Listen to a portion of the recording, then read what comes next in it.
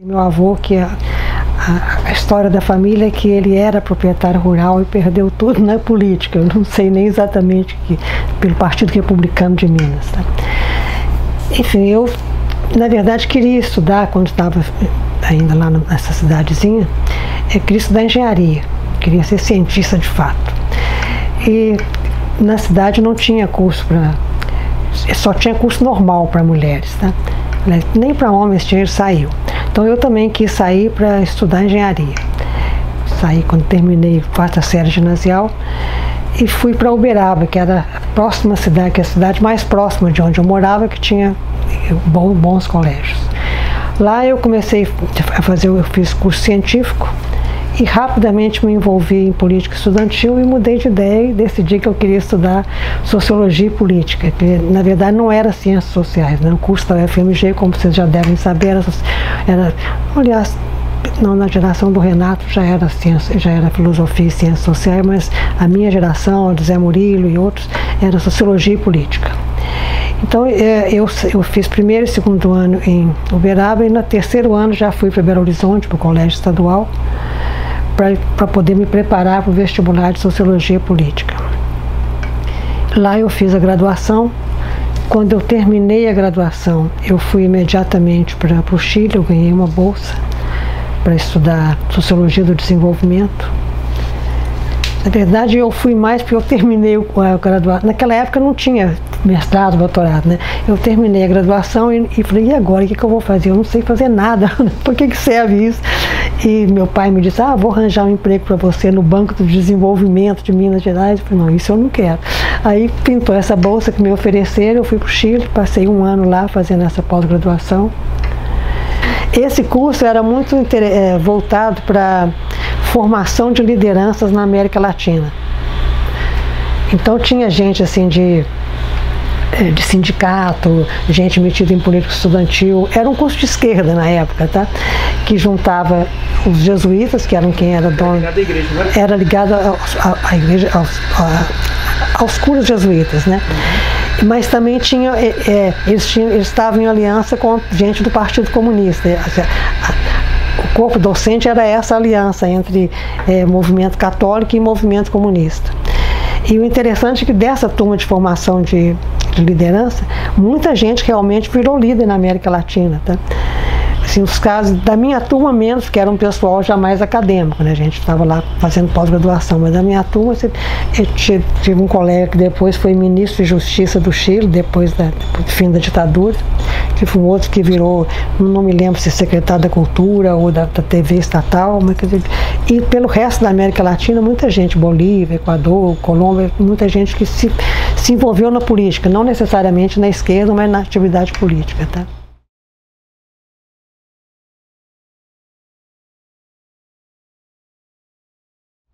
Quando eu já voltei para o Rio de Janeiro. Eram outras épocas, era fácil até migrar e procurar trabalho. Eu cheguei aqui e consegui um emprego na PUC para ensinar teoria sociológica,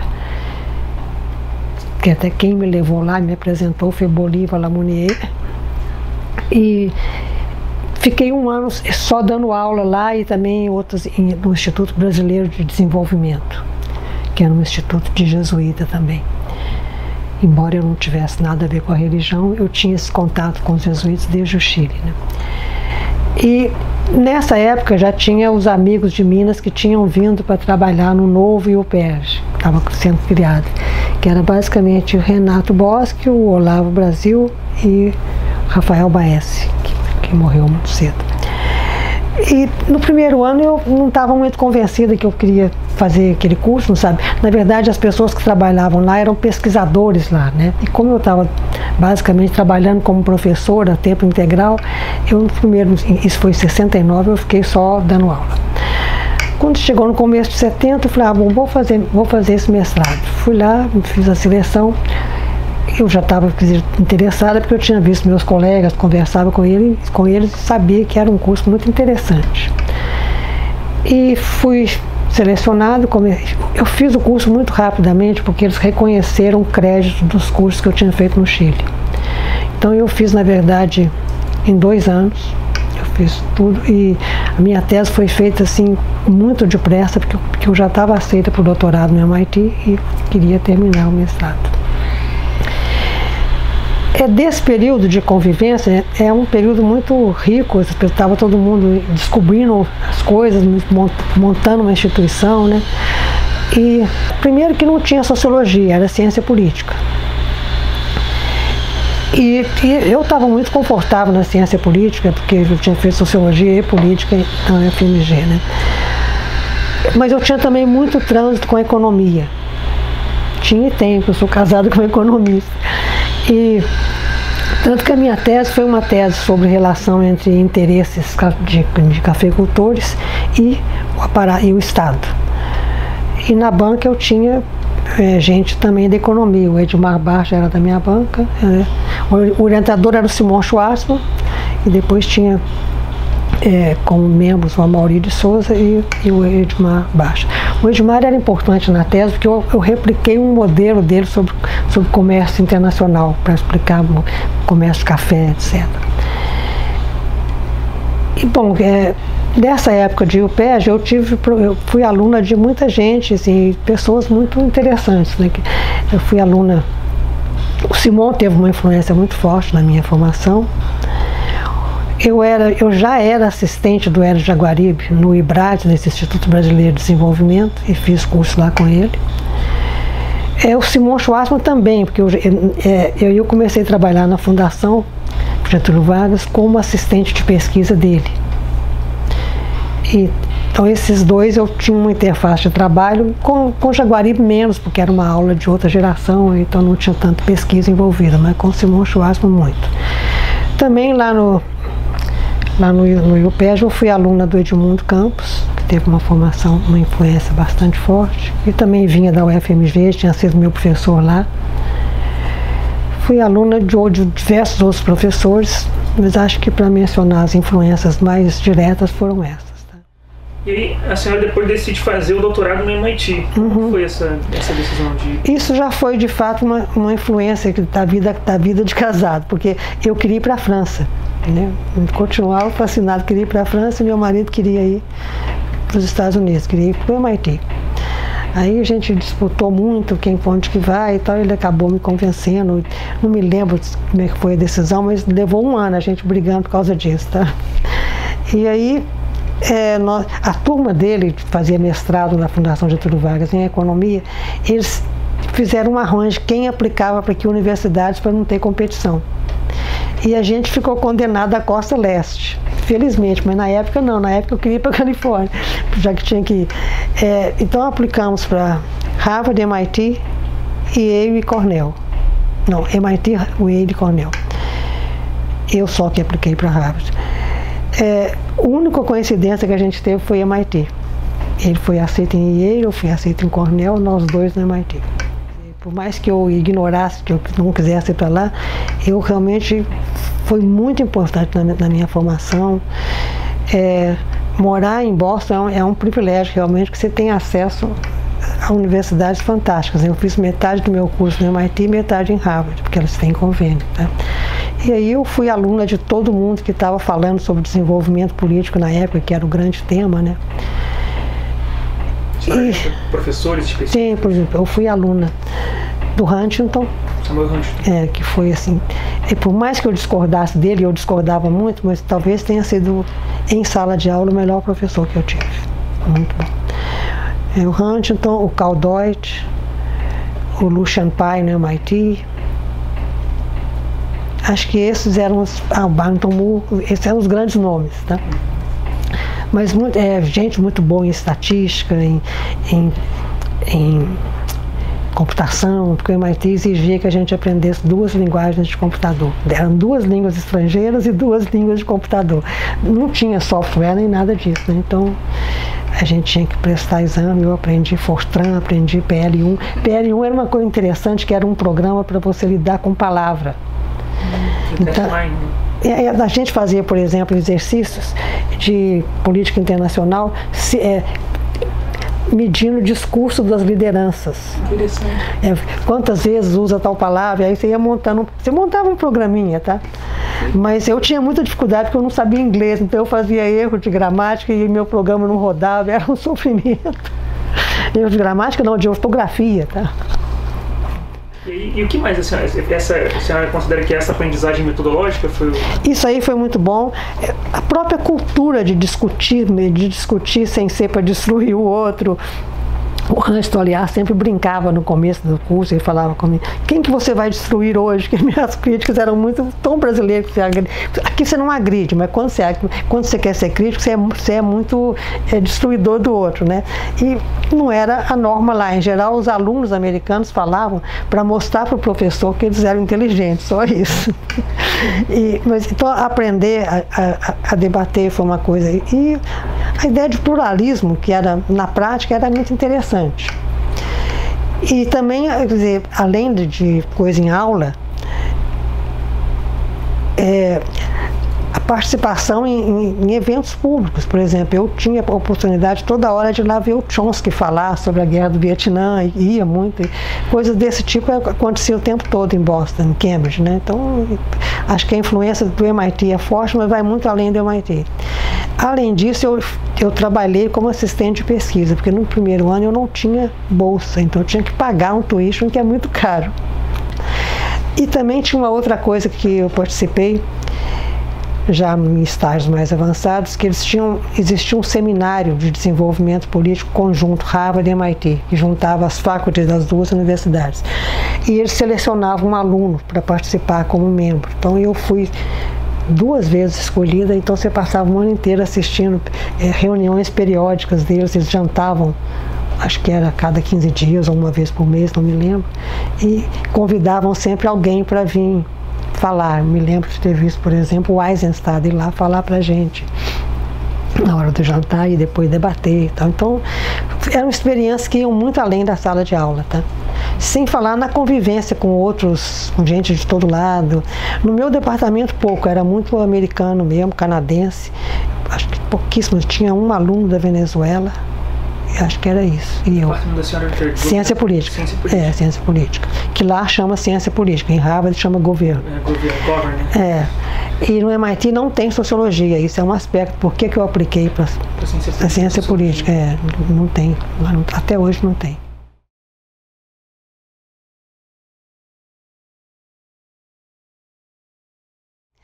Aí, quando eu estava terminando minha tese, eu recebi uma carta da professora Neuma, que era coordenadora. Eles tinham acabado de montar o curso de sociologia, a professora Neuma me convidando para dar aula lá. Até muito engraçado, que eu acho que talvez até por uma distração ela colocou: hoje tivemos uma reunião, isso era a carta de convite, e alguns de nós achamos que você poderia ser um bom acréscimo ao nosso programa. Alguns de nós. Alguns de nós. Aí, mas eu aceitei, claro, eu queria muito voltar para o IUPED, eu gostava da instituição. E aí voltei, entrei, nessa nova rodada de gente para montar o curso de Sociologia, eu fui contratada ao mesmo tempo que Lícia Valadares e Werneck, por as 3 aquisições. Tinha uma energia muito boa no IUPED nessa época, sabe? Você estava criando coisa, né? E todo mundo muito entusiasmado, era bem legal, sabe? E quem mais que estava lá? Bom, aí você tinha o Fernando Ricoche, que era um professor muito bom, e os outros que eu já mencionei aí, Simon, Carlos Cazenbaum, Edmundo, todas essas pessoas eram pessoas estimulantes. E uma coisa que eu gostava muito é que, embora eu preferisse, na época eu teria preferido ir para a política, eu me sentia mais identificada, voltando com um doutorado em ciência política, mas a ideia de ter trânsito nas 2 áreas era uma coisa que eu gostava muitíssimo. Eu acho que as teses que eu orientei devem ter sido mais ou menos metade, se é que não foram mais na política, tá?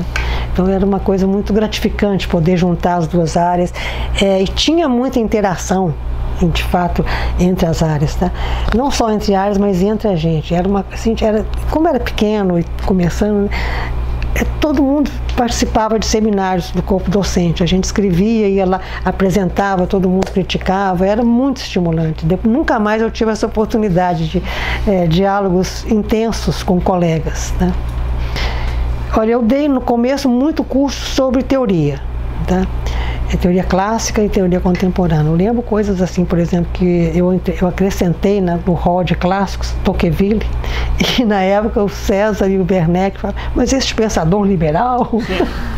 Em teoria sociológica. Até hoje, né? Até hoje, né? Pois é, foi crescimento. Na época houve muita resistência. Mas eu tinha descoberto Tocqueville nos Estados Unidos. Porque aqui ninguém usava, né? Então, no curso de teoria que eu fiz em Harvard, também tinha Tocqueville, eu falei, vou botar. E aí teve essa reação engraçada que depois foi superada, né?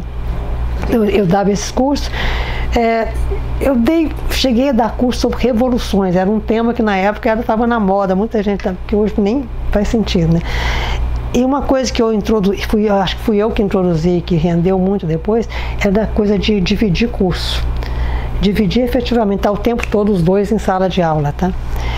Eu me lembro, por exemplo, que eu convidei o Machado para dar curso de teoria comigo, e aí ele se interessou por Durkheim, e acho que desde então ele ficou cada vez mais durkheimiano, né? Eu acho que esse curso de revolução foi com Elie Diniz, dei curso com Werneck, de teoria. Olha, o UPERJ passava por crises, como vocês todos já sabem. Todo mundo tinha uma inserção lá, com muita gente, em outros lugares também.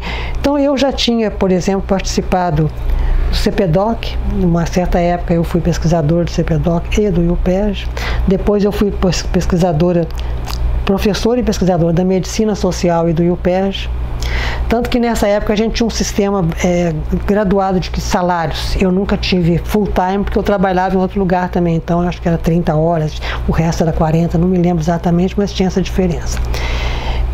E quando eu saí da medicina social, eu pensei, bom, eu podia dar aula na graduação, porque já que eu preciso complementar a renda, porque eu sentia falta de graduação, tá?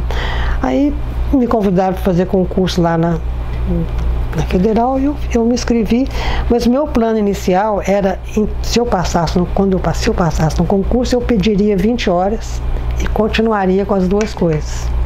Aí, o tempo todo eu joguei, claro, eu disse isso para as pessoas, tá? Até que quando saiu a nomeação, um diretor chamou e me disse, não, você tem que escolher. Ou lá ou cá. Eu falei, bom, se eu tenho que escolher, quando todo mundo aqui tem 2 empregos, eu vou escolher lá porque vocês estão me criando uma desigualdade. E saí, tá? E não saí feliz, não. Eu não queria sair nessa época, tá?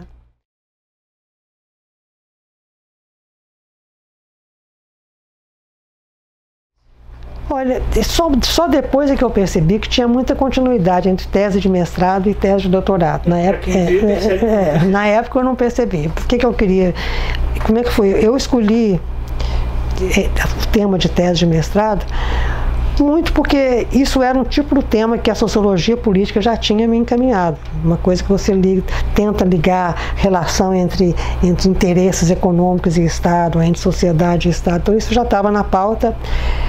Eu não sei até que ponto que a ideia de pegar elites agrárias não tem a ver com o meu background de filho não meu pai, mas meu avô, meus tios, todo mundo era fazendeiro. Não sei se isso que eu perceba claramente, não, tá? Mas pode ser que tenha. Eu acho que para mim na época era assim, pegar cafeicultor, porque cafeicultor era a elite central no mundo econômico brasileiro do período que eu estava estudando.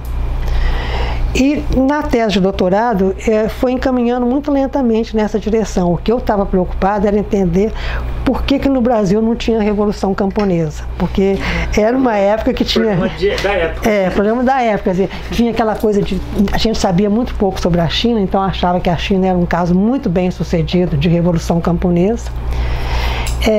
Eu tinha trabalhado com o Jaguaribe e sabia muito sobre a Revolução Mexicana, que é uma revolução camponesa, e tinha na época a Revolução do Alvarado no Peru, uma grande reforma agrária. Então eu era ligada nessas coisas. Quem sabe porque a gente chega lá, por que no Brasil não tem revolução camponesa? E era isso que eu queria estudar. Quando eu peguei o modelo teórico que eu queria trabalhar, do Barton Moore, eu ainda estava pensando nisso. Mas eu não encontrava nada sobre camponês no Brasil.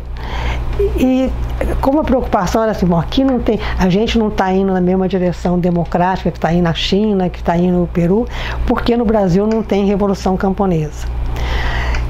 Mas aí, aos poucos, a coisa foi virando, bom, se não tem revolução camponesa, o que impede a gente de ter uma democracia liberal? E aí eu comecei a estudar a elite agrária. Deve ter alguém que não deixa os camponeses se rebelar. E ingenuamente eu falava isso, né? E aí, daí a escolha deste tema, tá?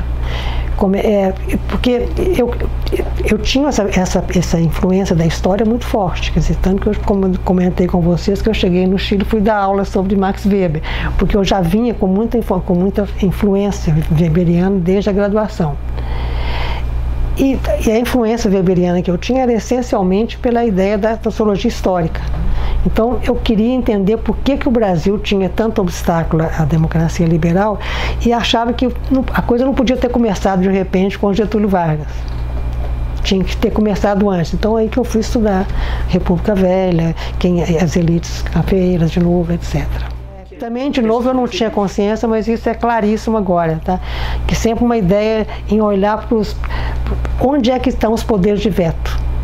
A ideia de elite que eu trabalho é muito essa, quer dizer, quem é que consegue controlar recursos, seja ele simbólico ou material. Porque aí é que está o obstáculo às mudanças numa certa direção, vem daí. Depois que eu saí do IUPEG, né, eu mudei um pouco, e uma das coisas que foi muito forte é que eu descobri que eu tinha que ser mais empresária. Enquanto eu estava no IUPEG, que era uma instituição pequena, mais ou menos protegida, eu nunca tinha pensado em pedir financiamento de pesquisa. Tanto que eu fazia uma pesquisa muito histórica e muito bibliográfica e estava lá no meu canto muito satisfeita. Quando eu fui para a UFRJ, eu descobri que eu tinha que me virar, senão eu não ia ter sala para começo de conversa, criar espaço. E com isso, eu ampliei muito meu leque de relacionamentos, tá? Comecei a trabalhar interagir com outras instituições, fazer pesquisa com outras pessoas, etc. A coisa da sociologia histórica continuou muito presente, ainda eu tenho muitas teses orientadas nessa direção. Mas entrou uma coisa mais empírica sobre desigualdade, que tem a ver com a minha preocupação de fato com a desigualdade no Brasil.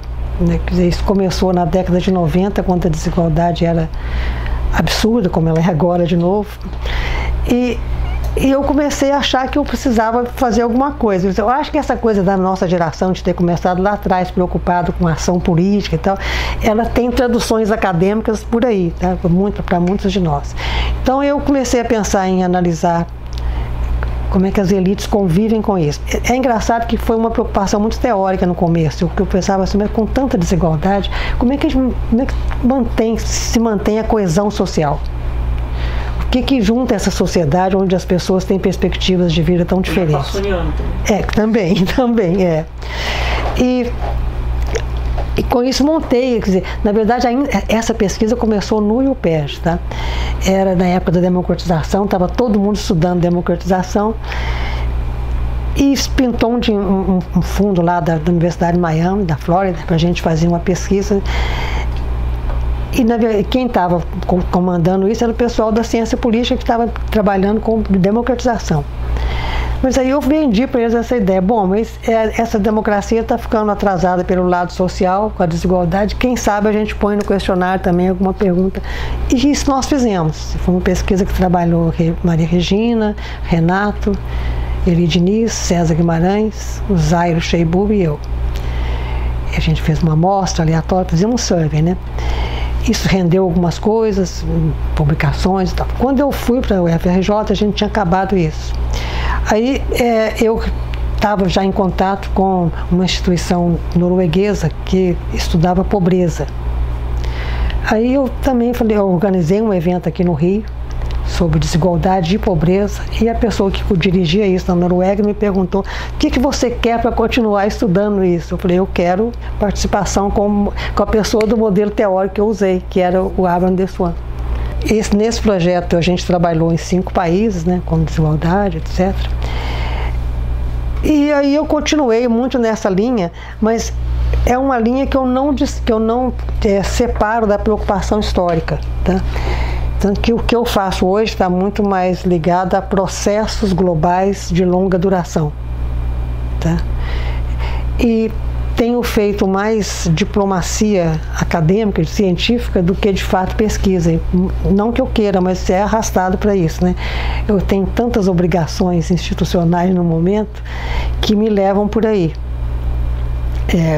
Nessa linha mais globalista, digamos assim, eu fui um dos coordenadores de um estudo que eu acho que vocês devem saber, que envolveu 300 cientistas sociais para estudar progresso, né? E isso é uma coisa que ainda me ocupa muito, tá? Tá falando de coesão social, a última coisa que eu fiz foi uma reunião, participar de um workshop em Londres, um projeto mundial sobre coesão social. Agora, eu nunca consigo me interessar pelo assunto só aqui e agora.